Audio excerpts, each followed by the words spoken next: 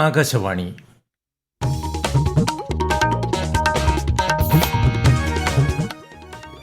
നമസ്കാരം. പ്രാദേശിക വാർത്തകൾ വായിക്കുന്നത് ഉദയൻ കിളിയന്നൂർ. പ്രധാന വാർത്തകൾ. ഇന്ത്യയും പാകിസ്ഥാനും തമ്മിൽ വെടിനിർത്തലിന് ധാരണയിലെത്തിയതായി വിദേശകാര്യ സെക്രട്ടറി വിക്രം മിശ്രി. തീരുമാനം വൈകുന്നേരം 5 മണി മുതൽ പ്രാബല്യത്തിൽ. ഭീകരതയ്ക്കും തീവ്രവാദത്തിനുമെതിരെ ഇന്ത്യ ഉറച്ചതും വിട്ടുവീഴ്ചയില്ലാത്തതുമായ നിലപാട് എക്കാലത്തും നിലനിർത്തിയിട്ടുള്ളതായി വിദേശകാര്യ മന്ത്രി എസ് ജയശങ്കർ. ഓപ്പറേഷൻ സിന്ദൂരിനെ തുടർന്ന് ജെയ്ഷ് ഇ മുഹമ്മദ്, ലഷ്കർ ഇ തോയിബ എന്നിവയുടെ 5 ഭീകരർ പാകിസ്ഥാനിൽ കൊല്ലപ്പെട്ടു. തപാൽ ഓഫീസ് സേവനങ്ങൾ ഗ്രാമീണ ഉപജീവന ദൌത്യങ്ങളായി മാറിയതായി കേന്ദ്ര സഹമന്ത്രി ചന്ദ്രശേഖർ പെമ്മസേനി. SSLC പരീക്ഷയിൽ യോഗ്യത നേടിയ എല്ലാവർക്കും ഉപരിപഠന സാധ്യത ഉറപ്പാക്കുമെന്ന് മന്ത്രി വി ശിവൻകുട്ടി. +1 പ്രവേശനത്തിനുള്ള അപേക്ഷ ഈ മാസം 14 മുതൽ. വാർത്തകൾ വിശദമായി. പാകിസ്ഥാനുമായി വെടിനിർത്തൽ ധാരണയിലെത്തിയതായി ഇന്ത്യ. ഇന്ന് 5 മണി മുതൽ വെടിനിർത്തൽ പ്രാബല്യത്തിൽ വന്നതായി വിദേശകാര്യ സെക്രട്ടറി വിക്രം മിശ്രി വാർത്താസമ്മേളനത്തിൽ വ്യക്തമാക്കി. Director General of Military Operations of Pakistan called the Director General of Military Operations of India at 15:35 hours earlier this afternoon. It was agreed between them that both sides would stop all firing and military action on land and in the air and sea with effect from 1700 hours Indian Standard Time today. Instructions have been given on both sides to give effect to this understanding. The Directors General of Military Operations will talk again on the 12th of May at 1200 hours. ഭീകരതയ്ക്കും തീവ്രവാദത്തിനുമെതിരെ India ഉറച്ചതും വിട്ടുവീഴ്ചയില്ലാത്തതുമായ നിലപാട് എക്കാലത്തും നിലനിർത്തിയിട്ടുള്ളതായി വിദേശകാര്യമന്ത്രി S Jaishankar. അതേസമയം ഇന്ത്യയും പാകിസ്ഥാനും തമ്മിൽ വെടിനിർത്തലിന് ധാരണയായതായി American president Donald Trump എക്സിൽ കുറിച്ചു. America നടത്തിയ ചർച്ചകൾ ഫലപ്രദമായെന്നും ഉടൻ തന്നെ സമ്പൂർണ്ണ വെടിനിർത്തൽ പ്രാബല്യത്തിൽ വരുമെന്നും അദ്ദേഹം കുറിച്ചു. ഈ വിഷയം പരിഗണിച്ചതിന് ഇരു രാജ്യങ്ങൾക്കും നന്ദി അറിയിക്കുന്നെന്നും ഡൊണാൾഡ് ട്രംപ് പറഞ്ഞു. രാജ്യത്തെ അതിർത്തി മേഖലയിൽ ജാഗ്രത ശക്തമാക്കി ഇന്ത്യ. അതിർത്തി വീണ്ടും സമാധാനത്തിലേക്ക്. ഇനി രാജ്യത്തിനെതിരെയുള്ള എല്ലാ ഭീകരപ്രവർത്തനങ്ങളും ഇന്ത്യക്കെതിരായ യുദ്ധമായി കണക്കാക്കുമെന്നും ആ നിലയിൽ തന്നെ പ്രതികരിക്കുമെന്നും സർക്കാർ വ്യക്തമാക്കി. പ്രധാനമന്ത്രി നരേന്ദ്രമോദിയുടെ അധ്യക്ഷതയിൽ ഉന്നതതല യോഗം ചേർന്നു. രാജ്യരക്ഷാമന്ത്രി രാജ്നാഥ് സിംഗ്, കരനാവിക വ്യോമസേനാ തലവന്മാർ, ദേശീയ സുരക്ഷാ ഉപദേഷ്ടാവ് അജിത് ഡോവൽ തുടങ്ങിയവർ പങ്കെടുത്തു. ഡൽഹിയിൽ പ്രധാനമന്ത്രിയുടെ വസതിയിലായിരുന്നു കൂടിക്കാഴ്ച.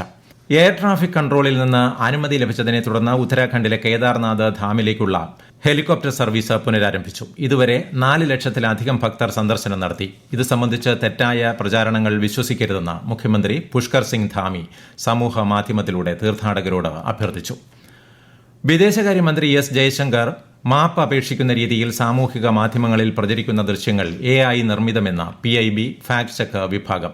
പാകിസ്ഥാൻ ഇന്ത്യയുടെ S-400 പ്രതിരോധ സംവിധാനം തകർത്തതായി പ്രചരിക്കുന്ന വാർത്തകൾ തെറ്റാണെന്നും PIB അറിയിച്ചു. ന്യൂഡൽഹി വിമാനത്താവളത്തിൽ നടന്ന മിസൈൽ ആക്രമണത്തിന്റെ ദൃശ്യങ്ങളെന്ന നിലയിൽ ഒരു പഴയ വീഡിയോ തെറ്റായി പങ്കിടുന്നതായും ഭട്ടിൻഡ എയർഫീൽഡും നഗ്രോട്ട എയർബേസും പാകിസ്ഥാൻ തകർത്തതായുള്ള വാർത്തകൾ വ്യാജമാണെന്നും PIB പറഞ്ഞു. ഇന്ത്യൻ വ്യോമസേനയുടെ വിമാനം തകർന്നതായി കാണിക്കുന്ന ഒരു വീഡിയോ തെറ്റായി പ്രചരിക്കുന്നുണ്ടെന്നും PIB ഫാക്ട് ചെക്ക് വ്യക്തമാക്കി. ഓപ്പറേഷൻ സിന്ദൂരിനെ തുടർന്ന് ജെയ്ഷ് ഇ മുഹമ്മദ്, ലഷ്കർ ഇ തോയിബ എന്നിവയുടെ 5 ഭീകരർ പാകിസ്ഥാനിൽ കൊല്ലപ്പെട്ടു. അബു ജുണ്ടാൽ എന്നറിയപ്പെടുന്ന മുദാസർ ഖാദിയൻ ഖാസ്, മൌലാന മസൂദ് അസറിന്റെ അടുത്ത ബന്ധു ഹാഫിസ് മുഹമ്മദ് ജമീൽ, മുഹമ്മദ് യൂസഫ് അസർ, അബു ആകാശ എന്നറിയപ്പെടുന്ന ഖാലിദ്, മുഹമ്മദ് ഹസൻ ഖാൻ എന്നിവരാണ് ഈ മാസം 7 നടന്ന ഓപ്പറേഷനിൽ കൊല്ലപ്പെട്ടത്. ഡൽഹി ഇന്ദിരാഗാന്ധി അന്താരാഷ്ട്ര വിമാനത്താവളത്തിലെ പ്രവർത്തനങ്ങൾ സാധാരണ നിലയിലാണെന്ന് അധികൃതർ അറിയിച്ചു. എന്നിരുന്നാലും വ്യോമ അതിർത്തിയിലെ മാറിക്കൊണ്ടിരിക്കുന്ന സാഹചര്യങ്ങൾ മുൻനിർത്തി സുരക്ഷാ നടപടികൾ കൂടുതൽ ശക്തിപ്പെടുത്തിയതായും അതിനാൽ സുരക്ഷാ പരിശോധന കൂടുതൽ സമയം നീണ്ടു നിൽക്കാമെന്നും ഡൽഹി വിമാനത്താവളം സാമൂഹിക മാധ്യമ പോസ്റ്റിൽ പറഞ്ഞു. യാത്രക്കാർ നേരത്തെ എത്തണമെന്നും നിർദ്ദേശിച്ചിട്ടുണ്ട്. ഇത് സംബന്ധിച്ച കൃത്യമായ വിവരങ്ങൾക്ക് ഔദ്യോഗിക സംവിധാനങ്ങളെ മാത്രം ആശ്രയിക്കാനും സ്ഥിരീകരിക്കാത്ത വിവരങ്ങൾ പങ്കിടരുതെന്നും ഡൽഹി വിമാനത്താവള അധികൃതർ യാത്രക്കാരോട് അഭ്യർത്ഥിച്ചു. 60 വിമാനങ്ങളാണ് ഇതുവരെ ഡൽഹിയിൽ നിന്ന് റദ്ദാക്കിയതെന്നും അധികൃതർ അറിയിച്ചു. സാമൂഹിക ബോധവൽക്കരണ പരിപാടി ഒഴികെയുള്ളവയിൽ സിവിൽ ഡിഫൻസ് എയർ റെയ്ഡ് സൈറണുകൾ ഉപയോഗിക്കുന്നത് ഒഴിവാക്കാൻ കേന്ദ്ര സർക്കാർ നിർദ്ദേശം നൽകി. സൈറണുകൾ പതിവായി ഉപയോഗിച്ചാൽ ജനങ്ങൾക്ക് അപകട മുന്നറിയിപ്പ് തിരിച്ചറിയാനാകാതെ വരുമെന്നും ആഭ്യന്തര മന്ത്രാലയം വ്യക്തമാക്കി.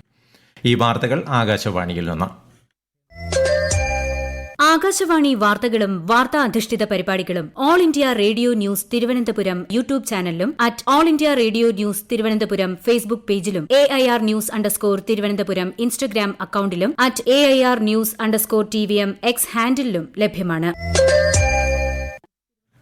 തപാൽ ഓഫീസുകൾ, പേയ്മെന്റ് ബാങ്കുകൾ, സേവിംഗ്സ് ബാങ്കുകൾ എന്നിവ ഗ്രാമീണ ഉപജീവന ദൌത്യങ്ങളായി മാറിയതായി കേന്ദ്ര സഹമന്ത്രി ചന്ദ്രശേഖർ പെമ്മസനി. തിരുവനന്തപുരം വർക്കലയിൽ പുതുതായി നിർമ്മിച്ച സബ് പോസ്റ്റ് ഓഫീസ് കെട്ടിടം ഉദ്ഘാടനം ചെയ്യുകയായിരുന്നു അദ്ദേഹം. തപാൽ വകുപ്പിന്റെ സുകന്യ സമൃദ്ധി യോജന, മുതിർന്ന പൌരന്മാരുടെ സേവിംഗ്സ് അക്കൌണ്ട്, മറ്റ് പദ്ധതികൾ എന്നിവയുടെ പാസ്ബുക്ക് കേന്ദ്ര സഹമന്ത്രി കൈമാറി. മൻ കി ബാത്ത് ക്വിസ് മത്സരം 4ാം സീസണിൽ വിജയികളായ വിദ്യാർത്ഥികളെ അനുമോദിക്കുന്ന ചടങ്ങ് തിരുവനന്തപുരത്ത് കേന്ദ്ര സഹമന്ത്രി ചന്ദ്രശേഖർ പെമ്മസാനി നിലവിളക്ക് കൊളുത്തി ഉദ്ഘാടനം ചെയ്തു.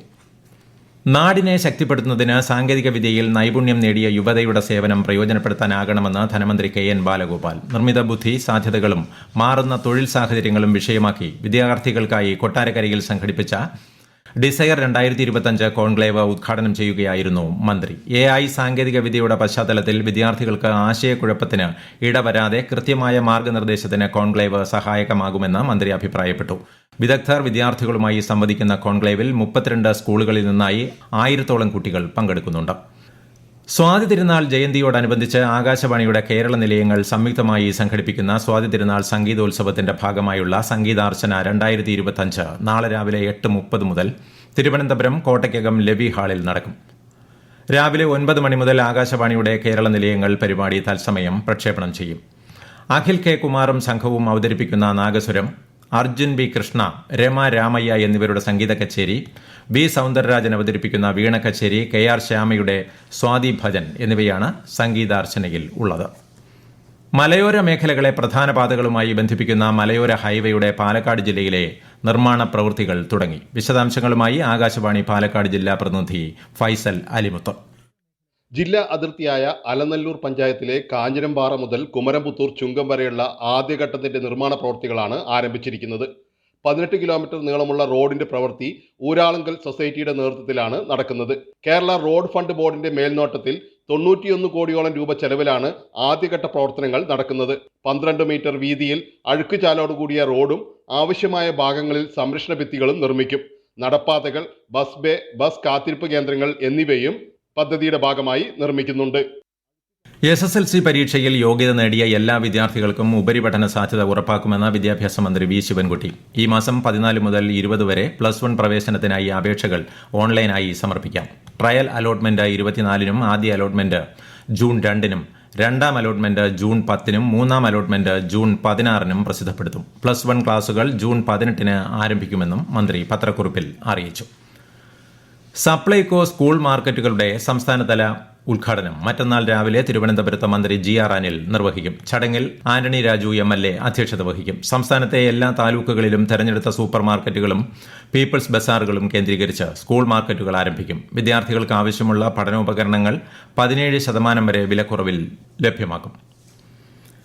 ചരിത്രപ്രസിദ്ധമായ മംഗളാദേവി ക്ഷേത്രത്തിലെ ചിത്ര പൌർണമി ഉത്സവം തിങ്കളാഴ്ച നടക്കും. ഭക്തരെ സ്വീകരിക്കുന്നതിനുള്ള മുന്നൊരുക്കങ്ങൾ പൂർത്തിയാക്കിയതായി ജില്ലാ ഭരണകൂടം അറിയിച്ചു. കൂടുതൽ വിവരങ്ങളുമായി ഇടുക്കിയിൽ നിന്ന് ആകാശവാണി പ്രതിനിധി രതീഷ് കൃഷ്ണ. തീർത്ഥാടകർക്ക് രാവിലെ 6 മുതലാണ് ക്ഷേത്രത്തിലേക്ക് പ്രവേശനം. രാവിലെ 5:30 മുതൽ ഉച്ചയ്ക്ക് 1:45 വരെ കുമളി ബസ് സ്റ്റാൻഡ് പരിസരത്ത് നിന്ന് ജീപ്പ് സൗകര്യം ലഭിക്കും. വൈകിട്ട് 5 മണിയോടെ തീർത്ഥാടകർ ദർശനം പൂർത്തിയാക്കി മടങ്ങണം. തടസ്സമില്ലാതെ മൊബൈൽ കവറേജ് ഉറപ്പുവരുത്തുവാൻ BSNL സേവനം ലഭ്യമാക്കും. തീർത്ഥാടകർക്ക് ആവശ്യമായ കുടിവെള്ളം വനംവകുപ്പ് വിതരണം ചെയ്യും. തീർത്ഥാടന പാതയിൽ 500 മീറ്റർ ഇടവിട്ട് സൈൻ ബോർഡുകൾ ഉണ്ടാവും. ശുചിമുറി സംവിധാനവും ഏർപ്പെടുത്തിയിട്ടുണ്ട്. ആംബുലൻസ് സൗകര്യത്തോടു കൂടിയ 4 മെഡിക്കൽ സംഘങ്ങളെ ആരോഗ്യവകുപ്പ് വിന്യസിച്ചിട്ടുണ്ട്. കുമളി, വണ്ടിപ്പെരിയാർ എന്നീ PHSകളിൽ 24 മണിക്കൂറും ഡോക്ടർമാരുടെ സേവനവും ഉണ്ടാകും.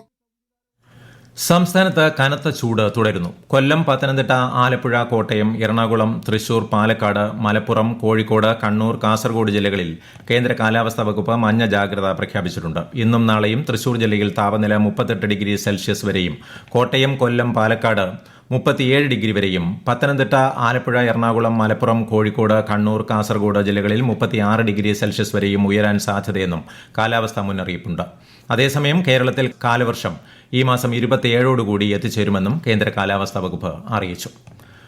കോവിഡ് മരണങ്ങൾ രാജ്യത്ത് ഏറ്റവും കൃത്യതയോടെ കണക്കാക്കിയ സംസ്ഥാനം കേരളമാണെന്ന് പുതുതായി പുറത്തുവന്ന വൈറ്റൽ രജിസ്ട്രേഷൻ സർവേ റിപ്പോർട്ട് വ്യക്തമാക്കുന്നതായി മന്ത്രി വീണ ജോർജ്. കേരളത്തിന്റെ പൊതുജനാരോഗ്യ സംവിധാനത്തിലെ സുതാര്യത കൂടിയാണ് ഈ റിപ്പോർട്ട് വ്യക്തമാക്കുന്നതെന്നും മന്ത്രി പ്രതികരിച്ചു. കോഴിക്കോട് മണിയൂർ ഗ്രാമപഞ്ചായത്തിൽ 45 ലക്ഷം രൂപ ചെലവിൽ നിർമ്മിച്ച കുന്നത്തുകര ലക്ഷം വീട് കുടിവെള്ള പദ്ധതി നാടിന് സമർപ്പിച്ചു. പദ്ധതിയുടെ ഉദ്ഘാടനം മന്ത്രി OR കേളു നിർവഹിച്ചു. കുന്നത്തുകര ലക്ഷം വീട് ഭാഗത്തും പരിസര പ്രദേശങ്ങളിലും ശുദ്ധജലം ലഭ്യമാക്കുന്നതാണ് പദ്ധതി. പ്രധാന വാർത്തകൾ വീണ്ടും. ഇന്ത്യയും പാകിസ്ഥാനും തമ്മിൽ വെടിനിർത്തലിന് ധാരണയിലെത്തിയതായി വിദേശകാര്യ സെക്രട്ടറി വിക്രം മിശ്രി. തീരുമാനം വൈകുന്നേരം 5 മണി മുതൽ പ്രാബല്യത്തിൽ. ഭീകരതയ്ക്കും തീവ്രവാദത്തിനുമെതിരെ ഇന്ത്യ ഉറച്ചതും വിട്ടുവീഴ്ചയില്ലാത്തതുമായ നിലപാട് എക്കാലത്തും നിലനിർത്തിയിട്ടുള്ളതായി വിദേശകാര്യ മന്ത്രി S ജയശങ്കർ. ഓപ്പറേഷൻ സിന്ദൂരിനെ തുടർന്ന് ജെയ്ഷ് ഇ മുഹമ്മദ്, ലഷ്കർ ഇ തോയിബ എന്നിവയുടെ 5 ഭീകരർ പാകിസ്ഥാനിൽ കൊല്ലപ്പെട്ടു. തപാൽ ഓഫീസ് സേവനങ്ങൾ ഗ്രാമീണ ഉപജീവന ദൌത്യങ്ങളായി മാറിയതായി കേന്ദ്ര സഹമന്ത്രി ചന്ദ്രശേഖർ പെമ്മസേനി. SSLC പരീക്ഷയിൽ യോഗ്യത നേടിയ എല്ലാവർക്കും ഉപരിപഠന സാധ്യത ഉറപ്പാക്കുമെന്ന് മന്ത്രി വി ശിവൻകുട്ടി. +1 പ്രവേശനത്തിനുള്ള അപേക്ഷ ഈ മാസം 14 മുതൽ. പ്രാദേശിക വാർത്തകൾ കഴിഞ്ഞു. അടുത്ത വാർത്താ പ്രക്ഷേപണം രാത്രി 7:45.